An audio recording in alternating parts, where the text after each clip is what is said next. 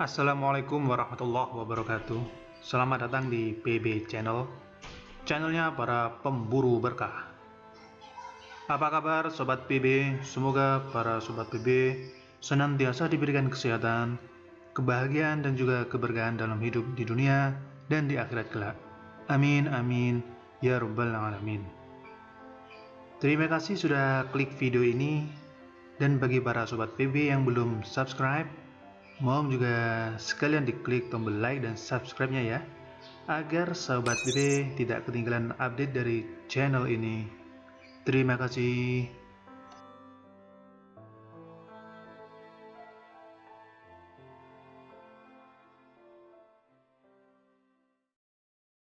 Tak terasa sudah lebih dari 1 tahun, penyebaran virus corona atau yang biasa kita sebut COVID-19 masih menerpa seluruh penduduk dunia, termasuk Indonesia. Indonesia pun masih dilanda pandemi virus tersebut. Hingga kini, baik pemerintah maupun warga seluruhnya berupaya untuk meminimalkan dampak COVID-19. Maka dari itu, pemburu berkah channel juga ikut mengingatkan kalian untuk tetap mematuhi protokol kesehatan. Kalian masih ingatkan apa saja 3M? Ya, betul, yaitu memakai masker, menjaga jarak, setidaknya 1-2 meter, dan mencuci tangan dengan air mengalir dan sabun.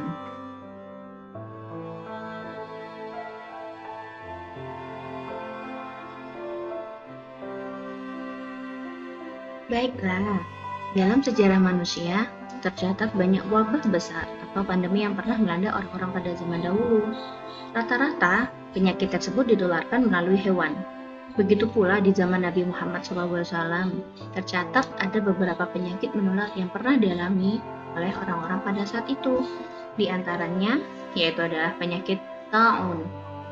Adalah penyakit menular yang disebabkan oleh bakteri yang berasal dari hewan, umumnya tikus, kemudian berpindah ke manusia.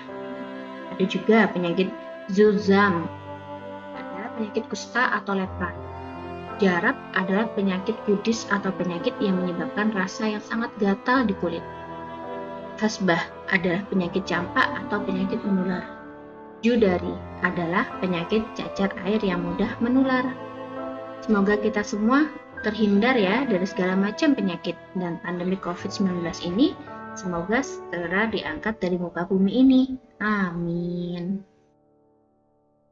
Dalam situasi pandemik seperti ini, umat Islam jangan terlalu panik dalam menyikapi keadaan.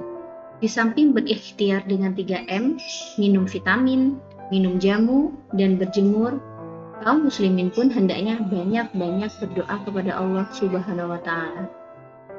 Dan berikut adalah doa yang diajarkan Rasulullah SAW agar orang-orang mukmin terhindar dari penyakit. Doa agar terhindar dari penyakit menular. Allahumma inni a'udzubika minal barasi wal jununi wal judami wa min syai'il asqam. Ya Allah, sungguh aku berlindung kepadamu dari penyakit belang, kulit, gila, lepra, dan dari keburukan segala macam penyakit.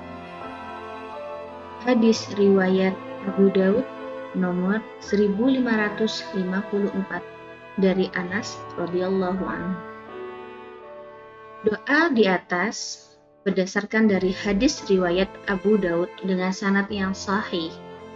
Adapun yang dimaksud dengan syai'il asqam atau keburukan segala macam penyakit.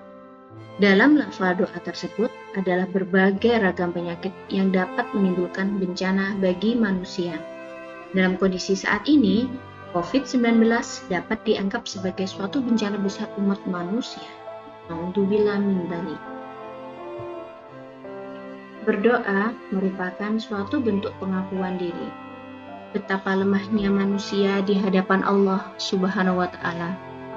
Bahkan Allah Ta'ala telah memerintahkan hamba-hambanya untuk bermunajat hanya kepadanya.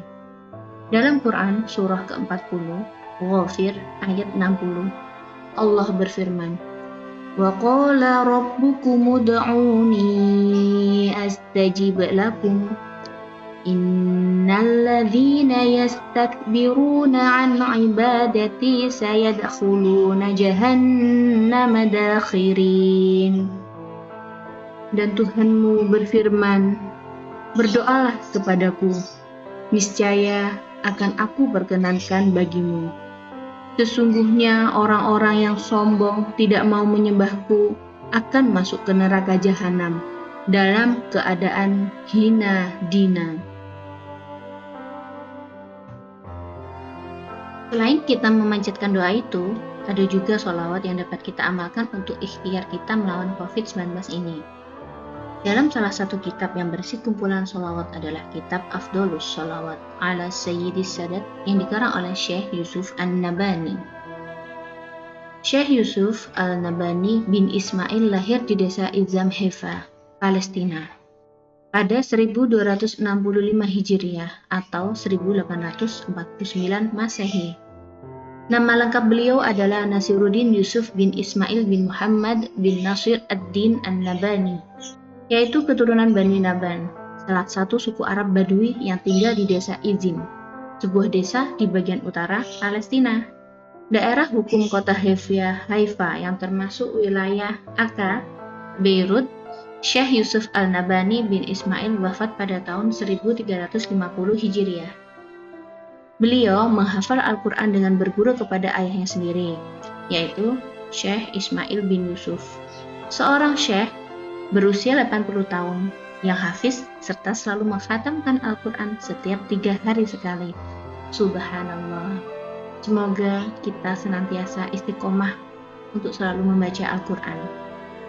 Seorang ulama yang banyak mengarang kitab berkenan tentang salawat kepada Rasulullah dan juga dikenal seorang ulama yang banyak membungkam kesesatan kaum Wahabi. Kitab berisi berbagai macam jenis sholawat dengan disertai sedikit keterangan riwayat sholawat tersebut, baik sholawat dari Rasulullah maupun dari para ulama. Dalam kitab Afdolus Sholawat ala Sayyidis Sadat, Syekh Yusuf bin Ibrahim Al-Nabhani menyebutkan salah satu bentuk sholawat yang disebut dengan sholawat Al-Habibil Mahbub. Beliau mendapatkan ijazah sholawat ini dari Syed Syekh Hasan Abu Halawa Al-Ghazi di Baitul Maqdis. Dan berikut adalah sholawat Al-Habibil Mahbub. Allahumma sholli ala Sayyidina Muhammadinil Habibil Mahbub, syafil ilali wa mufarrijil qurub, wa ala alihi wa sahbihi wa sallim. Artinya, ya Allah, limpahkanlah rahmat kepada junjungan kami, Nabi Muhammad, yang teramat dikasihi, yang sangat dicintai, penawar berbagai penyakit, pelepas segala kesulitan. Limpahkan juga rahmat kepada keluarganya, para sahabatnya, dan berilah keselamatan. Sobat Pemburu Berkah, dari keterangan kisah beliau, disebutkan bahwa sholawat ini bermanfaat untuk menghilangkan segala bentuk kesusahan dan kesulitan. Juga bisa menyembuhkan penyakit yang sedang diderita. Telah dikisahkan sendiri oleh Syekh Yusuf bin Ismail Al-Nabhani sebagai berikut. Sholawat Al-Habibi Mahbub memiliki khasiat yang teruji untuk menghilangkan berbagai macam kesulitan. Sesuai dengan keterangan beliau, aku mendapat talqin dan ijazah dari Syekh Hasan Abu Halawa secara langsung di Baitul Maqdis, Palestina, pada tahun 1306 Hijriah. Aku curhat kepada beliau segala keluh dan kesah, duka dan masalah-masalah yang sangat mengganggu diriku. Kemudian, beliau memerintahkan membaca sholawat Al-Habibul Mahbub. Setelah membacanya, ternyata hilanglah segala keluh kesah. Allah berikan solusi bagi masalah-masalah dalam hidupku dan tercapai berbagai cita-citaku. Baiklah Sobat Pemburu Berkah, demikian doa dan sholawat yang bisa kita amalkan untuk berikhtiar melawan COVID-19. Semoga kita semua terhindar dari pandemi ini dan senantiasa diberikan kesehatan bagi kita semua. Amin. Jangan lupa like dan subscribe-nya ya, agar kalian tidak ketinggalan update dari channel ini. Wassalamualaikum warahmatullahi wabarakatuh.